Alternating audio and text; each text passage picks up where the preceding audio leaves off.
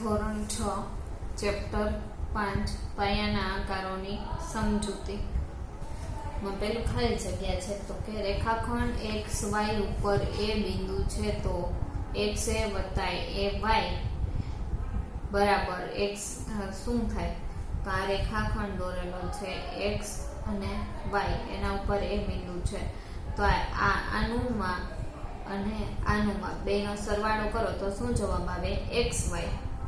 પછી રેખાખંડ આપ્યો છે બીજી ખાલી જગ્યા PQ આપ્યો છે એના ઉપર B બિંદુ દોરેલું છે તો PQ એટલે આ આખો ભાગ એમાંથી BQ એટલે આટલો ભાગ બાદ કરી તો આપણને શું મળે તો કે આટલો ભાગ મળે અહીંયા આવશે PB। એક રેખાખંડ ઉપર બિંદુઓ M N અને R આવેલા છે આ રેખાખંડ છે એમાં M N અને R આવેલા છે M N અને R। હવે MR બરાબર 4 RN બરાબર 6 એનું માપ આપેલું છે તો MN 10 થયું તો બિંદુ R એ બાકીના બેની વચ્ચે છે। કયું બિંદુ બાકીના બેની વચ્ચે થયું આનું 4 આનું 6 બેનો સરવાળો કર્યો એટલે MN નું 10 થઈ ગયું એટલે R બેની વચ્ચે છે। C એ રેખાખંડ XY નું મધ્ય બિંદુ છે જો XC બરાબર 4.8 હોય તો XY બરાબર કેટલું થાય હવે આ રેખાખંડ XY એનું મધ્ય બિંદુ એટલે બરોબર વચ્ચે હોય તો XC નું માપ 4.8 આપ્યું છે તો XY નું માપ એનાથી ડબલ જ થવાનું છે। અડધો ભાગ 4.8 છે તો આખો ભાગ કેટલો થાય તો કે 4.8 ગુણ્યા 2 8 દુ 16 વધી આવી 1 4 દુ 8 ને 1 9 એટલે જવાબ આવે 9.6। રેખાખંડ AB નું મધ્ય બિંદુ P છે અને રેખાખંડ AP નું મધ્ય બિંદુ Q છે જો AB બરાબર 8 હોય તો AQ બરાબર કેટલા થાય તો રેખાખંડ AB એનું મધ્ય બિંદુ P છે AP નું મધ્ય બિંદુ પાછું Q છે આ રેખાખંડની અંદર રેખાખંડ તો આનું માપ 8 છે તો આનું માપ આખાનું માપ AB આખાનું માપ 8 છે તો એનું AP નું કેટલું થાય 4 થાય અને PB નું 4 થાય એનું અડધું કરો તો કેટલું થાય 2 એટલે AQ નું માપ કેટલું થાય 2। કોઈ પણ ત્રિકોણમાં બે બાજુઓના માપનો સરવાળો એ ત્રીજી બાજુના માપ કરતા વધારે હોય હંમેશા કોઈ પણ ત્રિકોણ આપેલું હોય એમાં બે બાજુનો સરવાળો કરી ત્રીજી બાજુ કરતા હંમેશા વધારે હોય। પૂર્વ દિશા અને દક્ષિણ દિશા વચ્ચે ખાલી જગ્યા માપનો ખૂણો બને છે। હવે દિશા નક્કી કરવાની છે આપણે તો આ નોર્થ એટલે ઉત્તર સાઉથ દક્ષિણ ઈસ્ટ વેસ્ટ પશ્ચિમ અને ઈસ્ટ વેસ્ટ। હવે આ પૂર્વ દિશા અને આ દક્ષિણ દિશા તો બે વચ્ચે ખૂણો કેટલાનો થયો 90। હવે ખબર પડી ગઈ। હવે એમાં શું કીધું છે દક્ષિણ દિશા અને ઉત્તર દિશા વચ્ચે કેટલાનો ખૂણો બને તો આ આખો રાઉન્ડ બને રાઉન્ડનું માપ 360 હોય તો એના અડધા ભાગ કરી તો આનું માપ કેટલું થાય 180। ઘડિયાળનો કાંટો 1/4 પરિભ્રમણમાં ખાલી જગ્યા કાટખૂણા જેટલું ફરે 360 ભાગ્યા 4 કરો એટલે 90 થાય તો 90 એટલે શું થાય 90 નો માપનો ખૂણો એટલે કાટખૂણો તો 1/4 પરિભ્રમણ કરો ઘડિયાળનું આ ઘડિયાળ સમજી લઈએ આપણે એમાં 1/4 ભાગનું પરિભ્રમણ કરીએ એટલે આટલું થાય એટલે એનો આવશે 1। ઘડિયાળનો કાંટો 1/2 એટલે અડધું પરિભ્રમણ કરે તો અડધું કરે તો કેટલાનો ખૂણો કેટલા કાટખૂણા આવે 180 માપ બને ખૂણાનું એટલે 180 કેમ થાય તો કે 90 વત્તા 90 એટલે અહીંયા આવશે 2। ઘડિયાળનો કાંટો 5 ઉપરથી 8 ઉપર જતા કેટલા આંટો ફરે ઘડિયાળનો કાંટો 5 ઉપરથી 8 ઉપર જાય આ ઘડિયાળ 12 1 2 3 4 5 6 7 8 9 10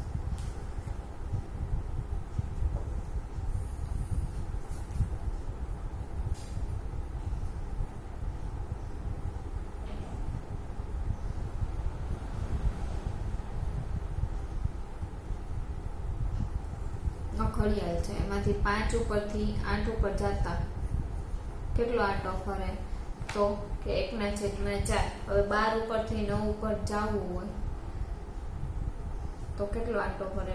12 ઉપરથી 9 ઉપર જવું હોય એટલે બધાને ફરીને આવવું પડે, એટલે કેટલો ફરે? તો કે 90 3 વખત આવે કાટખૂણા, ખાલી આપણે આમ છે 12 3 6 અને 9. 12 ઉપરથી 9 ઉપર જવું છે એટલે અહીંયા જવું છે તો આટલો ભાગ ફરવો પડે.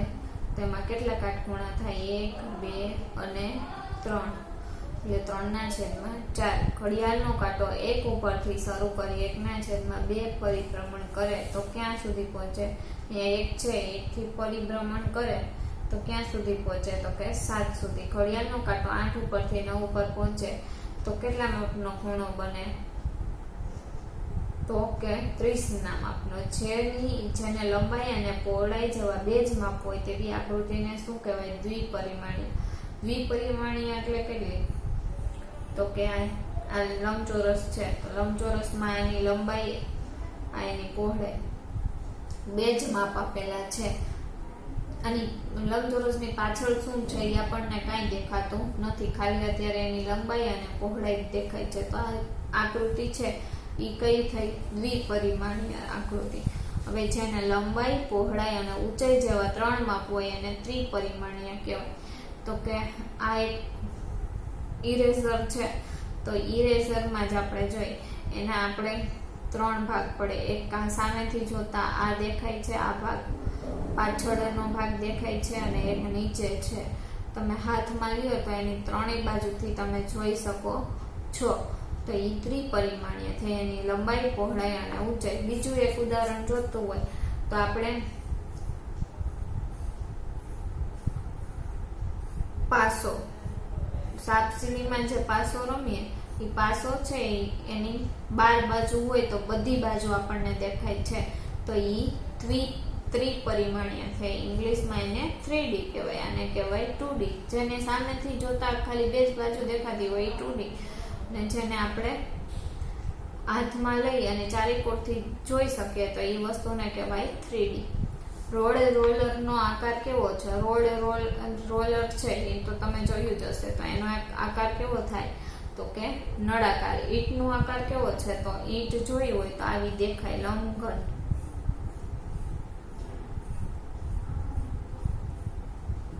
જોકરની ટોપી, તો જોકરની ટોપી કેવી હોય? આવી કઈક હોય, શંકુ આકારની. પાસાનો આકાર કેવો હોય? તો અહીંયા દોરેલો જ છે. પાસાના આકારને ઘન આકાર કહેવાય. તે પછી કોષમાં આપેલા વિકલ્પમાંથી સાચો વિકલ્પ પસંદ કરી ખાલી જગ્યા પૂરવાની. તો 90 ના માપના ખૂણાને શું કહેવાય? તો 90 ના માપનો ખૂણો હોય, આ 90 ના માપનો ખૂણો છે તો એને શું કહેવાય? કાટખૂણો. 90 થી નાના માપનો ખૂણો હોય તો એને શું કહેવાય? લઘુકોણ. લઘુ એટલે નાનું, એટલે 90 થી નાના માપનો ખૂણો હોય એને લઘુકોણ. હવે 90 થી મોટો માપનો ખૂણો અને 180 થી નાનો માપનો ખૂણો હોય તો એને શું કહેવાય? ગુરુ. ગુરુ એટલે મોટો, ગુરુકોણ કહેવાય. 90 થી 180 ના માપની વચ્ચે જેટલા માપના ખૂણા આવે તો એને કહેવાય ગુરુકોણ. 180 ના માપના ખૂણાને શું કહેવાય? સરળ કોણ. સરળ કોણ શું કામ કહેવાય? તો કારણ કે આ જે સીધી લાઈન દોરેલી છે એનું તમે માપ કરો કોણ માપકથી, તો આ જે છે એ આવી રીતના કઈ કોણ માપક આવેલું હોય સીધી લાઈન ઉપર, એને 180 નો ખૂણો હોય. તો 180 નો ખૂણો કેમ બને? તો કે સીધી લાઈન હોય ને એ 180 નો ખૂણો હોય એટલે એને કહેવાય સરળ કોણ. 180 થી મોટા અને 360 થી નાના માપના ખૂણાને પ્રતિબિંબ કોણ કહેવાય છે. એટલે કે 180 થી મોટો હોય, 360 થી નાનો હોય તો એને પ્રતિબિંબ કોણ કહેવાય છે.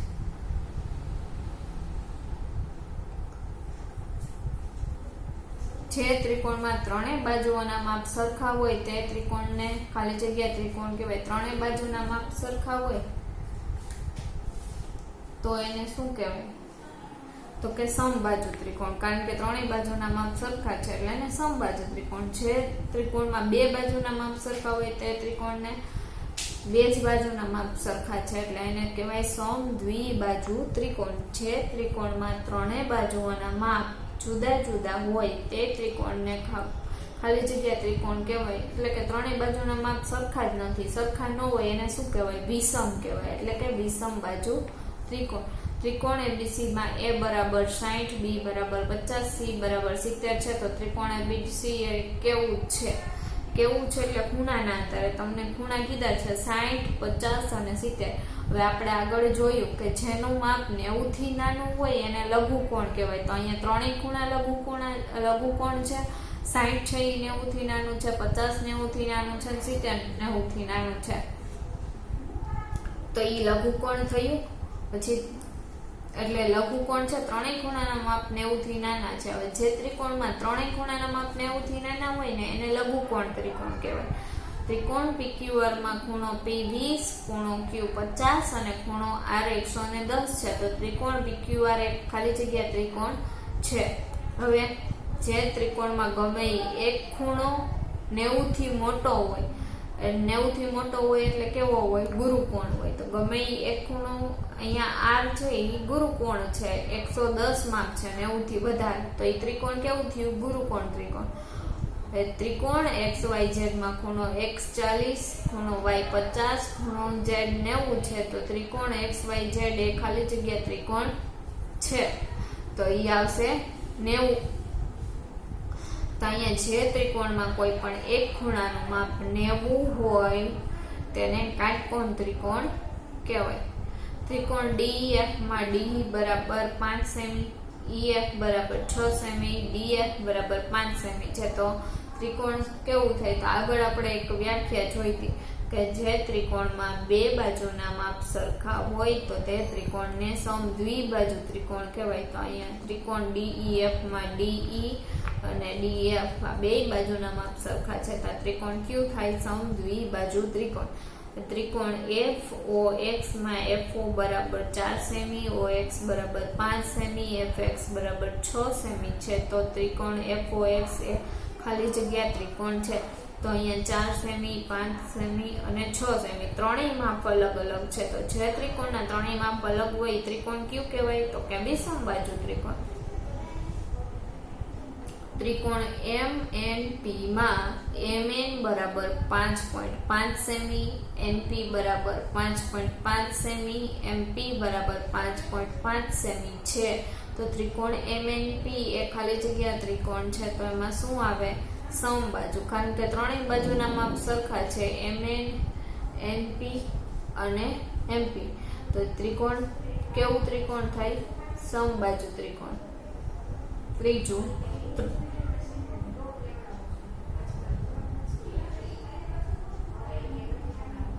નીચેના દરેક પ્રશ્નના જવાબ માટે આપેલ વિકલ્પમાંથી સાચો વિકલ્પ શોધી તેનો ક્રમ, અક્ષર અને પ્રશ્નની સામે આપેલા છે. તો 3 દિવાસળીના ઉપયોગથી ખાલી જગ્યા બને છે. કોઈ પણ 3 દિવાસળી ગોઠવી તો એના ઉપયોગથી શું બને છે? તેમાં જવાબ આવે સમબાજુ ત્રિકોણ. ખૂણાનું માપ ખાલી જગ્યા વડે માપી શકાય છે. કોઈ પણ ખૂણાનું માપ છે તો એ કોના વડે માપી શકાય? તો કે કોણ માપક વડે. ચોરસના વિકર્ણો પરસ્પર ખાલી જગ્યાના ખૂણે છેદે છે.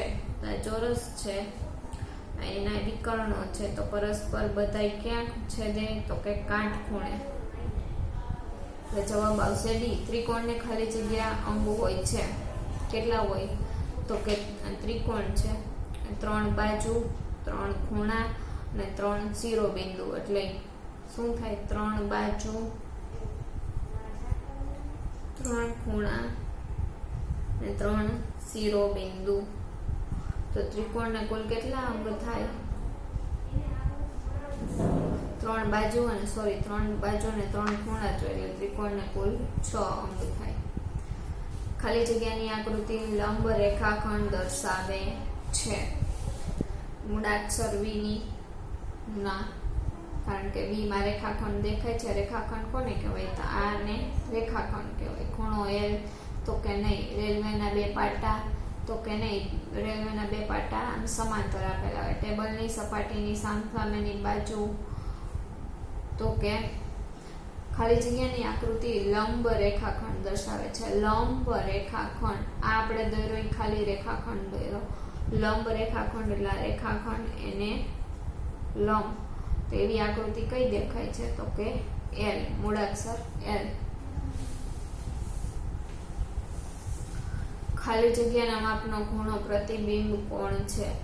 હવે આગળ આપણે જોયું કે 180 થી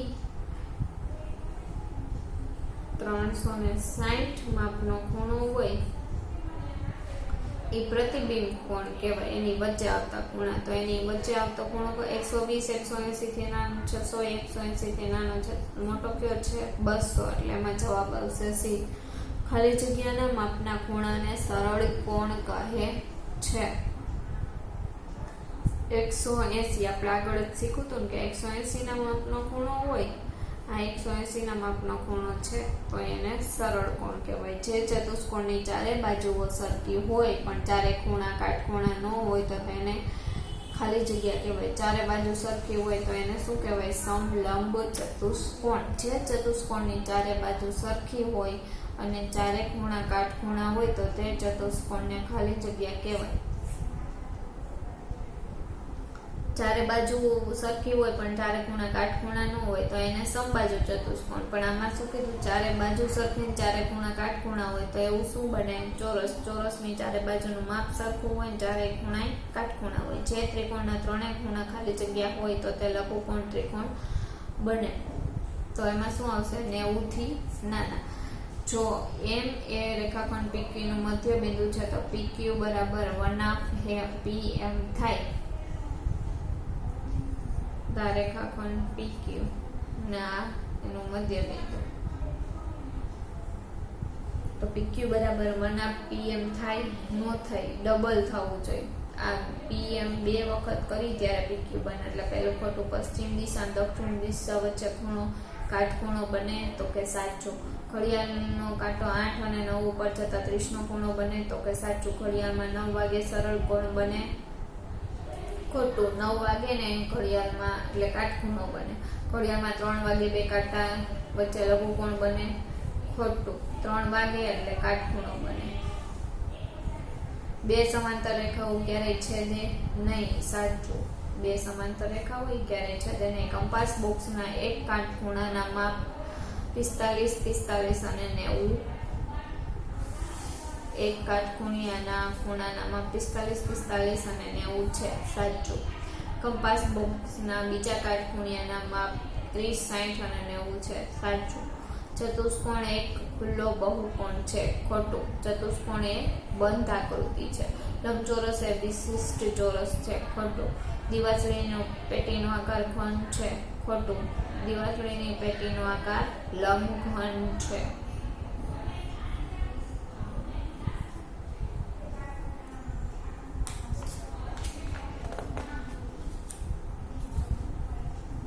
ત્યાર પછી ચોકરની ટોપીનો આકાર નળાકાર હોય છે. ચોકરની ટોપી શંકુ આકારની હોય. એટલે ખોટું. ગોળાને ધાર કે ફલક હોતા નથી. સાચું. ખંડને 12 ધાર હોય છે. સાચું. નીચે આપેલી ઘડિયાળોમાં બે કાંટા વચ્ચે બનેલા ખૂણાના પ્રકાર લખવાના છે. તો પેલો છે 9 વાગ્યા છે તો કેટલાનો ખૂણો બને? 9 વાગે એટલે ઘડિયાળમાં કાટખૂણો બને એટલે કાટકોણ. બીજી ઘડિયાળમાં 12 અને 10 થઈ છે તો બે વચ્ચે કેવો છે? કાટખૂણાથી નાનો ખૂણો બન્યો છે એટલે લઘુકોણ. અને અહીંયા 12 ને 20 છે તો કાટખૂણાથી મોટી ખૂણો બન્યો છે એટલે ગુરુકોણ. અહીંયા 12 અને 35 થઈ છે તો અહીંયા હોય ને તો 180 નો ખૂણો બને. પણ આ ખૂણો 180 થી મોટો છે. જો 6 વાગ્યા હોત ને તો 180 નો ખૂણો હોત. અથવા તો અહીંયા 7 વાગ્યા છે અથવા તો 12:30 થયા હોત ને તો 180 નો ખૂણો બન્યો હોત. પણ આ 12:30 નથી. માટે 180 થી મોટો ખૂણો છે એટલે એ શું થશે? પ્રતિબિંબ કોણ.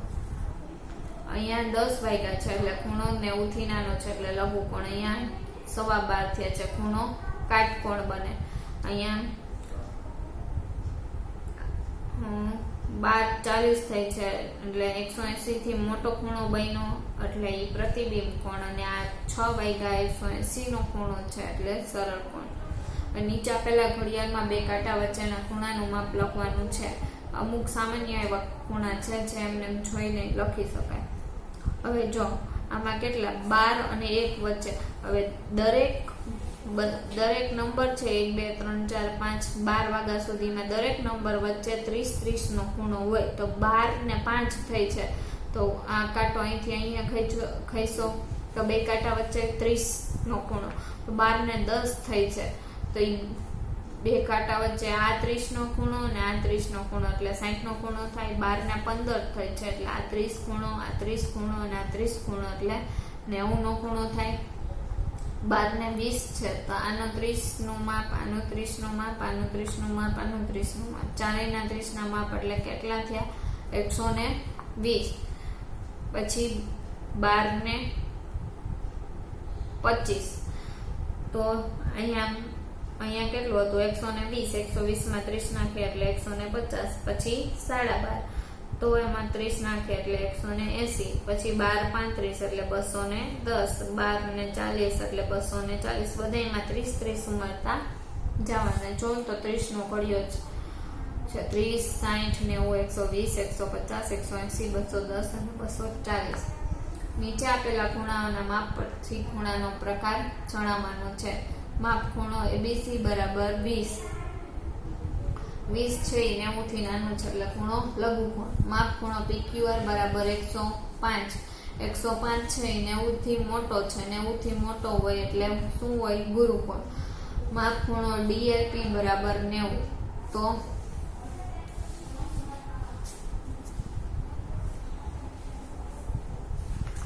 માપ ખૂણો DLP બરાબર 90 તો 90 નો માપનો ખૂણો હોય એટલે કાટખૂણો. માપ ખૂણો RMP બરાબર 90.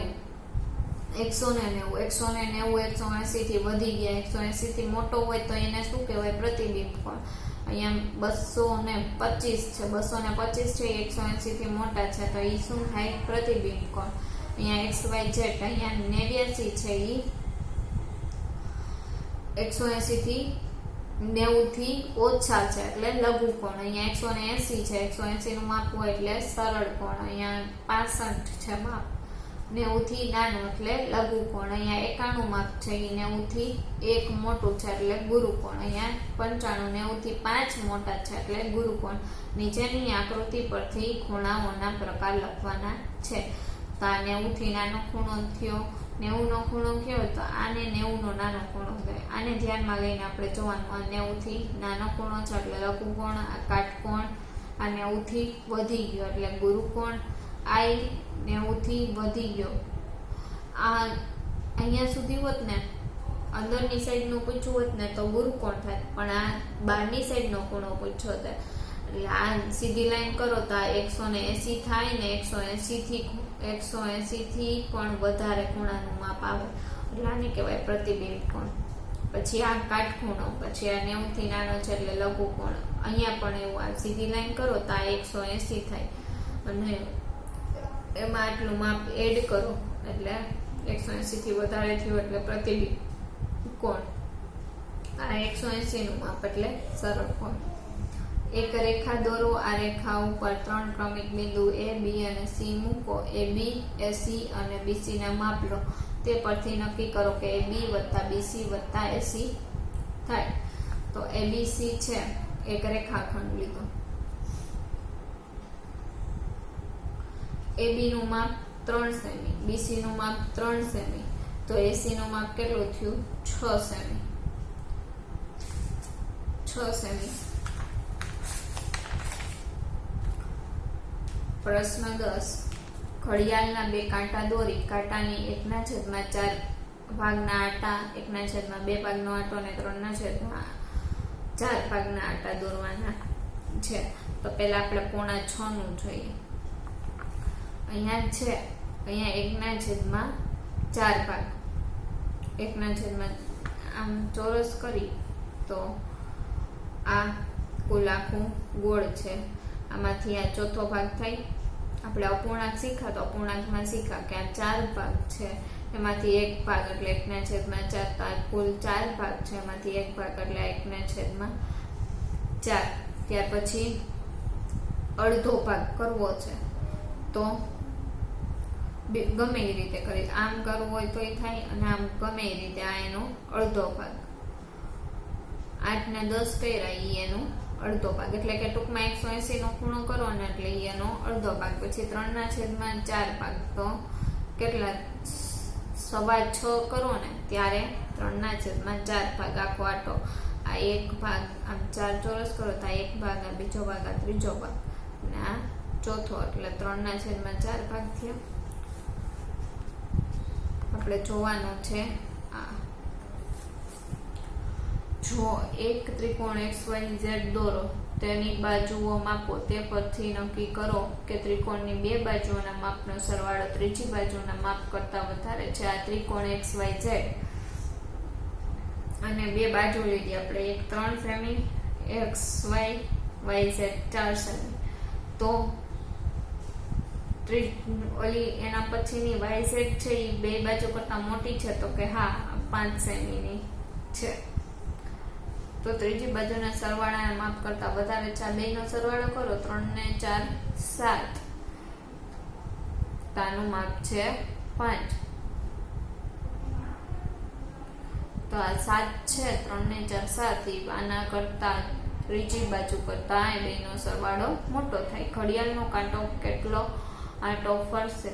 તો આ જો આ છે એમાં ઘડિયાળનો આંટો 1/4 ભાગમાં ફરશે. પછી આ છે એમાં ઘડિયાળનો આંટો, આ 180 નો ખૂણો છે એટલે અડધો આંટો ફરશે. પછી આ છે બહારની સાઈડ આપણે દર્શાવવાનું છે, તો બહારની સાઈડ ઘડિયાળનો કાંટો કેટલો આંટો ફરે? તો કે આ 1 ભાગ, 2 ભાગ અને 3 ભાગ, એટલે 3/4 ભાગનો આંટો ફરશે. આ છે એ 1/4 ભાગનો આંટો ફરશે. ઘડિયાળનો કાંટો ક્યાં હશે તે લખો. તો 12 પરથી ખસીને કાંટો અડધો આંટો પૂર્ણ કરતા કેના ઉપર આવે? 12, ઘડિયાળનો કાંટો ધારો કે અહીંયા 12 ઉપર છે, અહીંયાથી ખસીને 6 ઉપર આવે. અહીંયા એક કાંટો છે, અહીંયાથી ખસીને 6 ઉપર આવે તો ત્યારે અડધો આંટો પૂરો કરે. 2 પરથી ખસીને કાંટો 1/4 આંટો પૂર્ણ કરતા ખાલી જગ્યા ઉપર આવે. 2 ઉપરથી ખસીને, તો 2 ઉપરથી ખસીને 1/4 ઉપર કરો એટલે 5 ઉપર આવે કાંટો. 5 ઉપરથી ખસીને 3/4 આંટો પૂરતા કેટલા ઉપર આવે? તો 5 ઉપરથી ખસો એટલે આ 1 ભાગ, આ 2 ભાગ અને 3 ભાગ, એટલે 2 ઉપર આવતા 2 ઉપર આવે. ઉત્તર દિશામાંથી 1/4 પરિભ્રમણ ઘડિયાળના કાંટાની દિશામાં કરતા, ઉત્તર દિશા છે. ઘડિયાળ આમ ફરો ને એ ઘડિયાળના કાંટાની દિશા થાય, અને આમ ઊંધું ફરો ને તો ઘડિયાળના કાંટાની વિરુદ્ધ દિશામાં થાય. તો શું કીધું છે? ઉત્તર દિશામાંથી 1/4, આ ઉત્તર દિશા, આ દક્ષિણ દિશા, આ પૂર્વ દિશા અને પશ્ચિમ દિશા.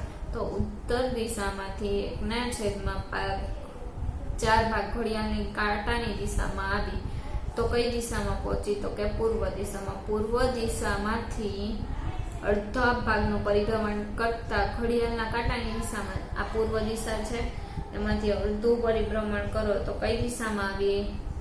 ઘડિયાળના કાંટાની દિશામાં. તો પશ્ચિમ. પશ્ચિમ દિશામાંથી 3/4 ભાગનું પરિભ્રમણ કરતા ઘડિયાળના કાંટાની દિશામાં કઈ દિશામાં આવી? તો આ પશ્ચિમ દિશા. પશ્ચિમ દિશા છે એનો આ કુલ 4 ભાગ છે, એમાંથી 3 ભાગમાં પરિભ્રમણ કરાવવાનું છે. તો આ 1, આ 2 અને આ 3. તો કઈ દિશામાં આવ્યા? દક્ષિણ દિશામાં. ત્યાર પછી દક્ષિણ દિશામાંથી ઘડિયાળના કાંટાની દિશામાં પૂર્વ દિશામાં જવા કેટલો આંટો ફરવો પડે? તો આ દક્ષિણ, સાઉથ, વેસ્ટ, નોર્થ, ઈસ્ટ અને વેસ્ટ. એમાંથી દક્ષિણ દિશામાંથી આપણે કઈ દિશામાં જવાનું છે? પૂર્વ દિશામાં. તો આ ઘડિયાળની કાંટાની દિશામાંથી 1, 2 અને 3. તો કેટલો આટો પહેર્યા? 3/4. પશ્ચિમ દિશામાંથી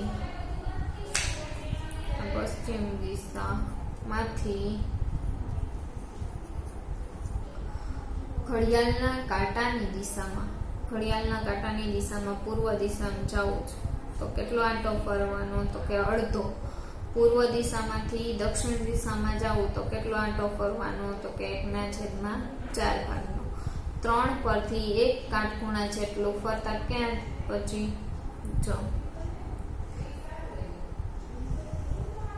12, 3, 6 અને 9. હવે 3 ઉપરથી 1 કાટખૂણા જેટલું ફરતા, 3 ઉપરથી 1 કાટખૂણા જેટલું ફરો તો આટલું ફરવું પડે, આટલું. એટલે કાટખૂણો થાય 6 અને 9. તો ક્યાં આવી? 6 ઉપર. હવે 12 ઉપરથી 2 કાટખૂણા જેટલું ફરવાનું. તો આ 1 કાટખૂણો ના બીજો કાટખૂણો. તો કેટલા ઉપર આવ્યું? 6 ઉપર. 12 ઉપરથી 3 કાટખૂણા જેટલું ફરવું હોય તો આ 2 કાટખૂણા થઈ ગયા, 1, આ 2 અને આ ત્રીજો. તો કેટલા કોના ઉપર આવી? 9 ઉપર.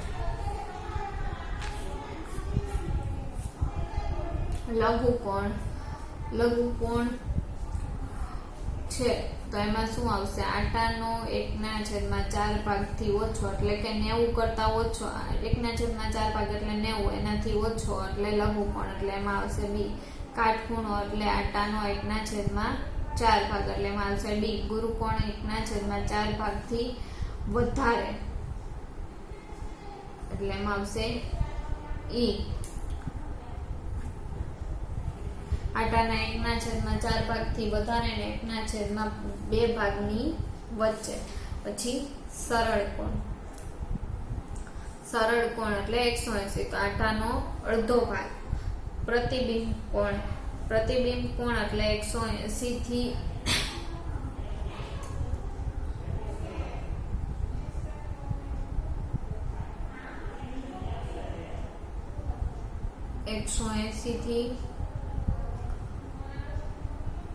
360 વચ્ચેનો ખૂણો પ્રતિબિંબ કોણ.